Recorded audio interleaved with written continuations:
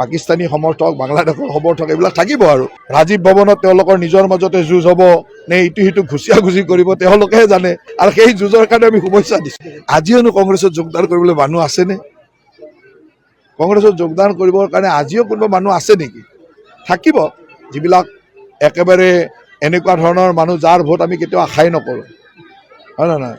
পাকিস্তানী সমৰ্থক বাংলাদেশৰ সমৰ্থক এইবিলাক থাকিব আৰু সেইখিনিকতো বাদ দিয়ে আমি নিৰ্বাচন খেলোঁ।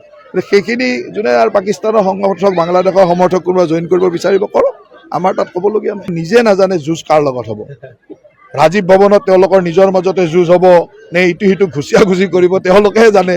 ৰাইজৰ মাজততো কোনো যুঁজ দেখা নাই। সেইকাৰণে আহিলে ভিজা মেকুৰীৰ দৰে 2 দিন 4 দিন ঘূৰি গুচি গ'ল।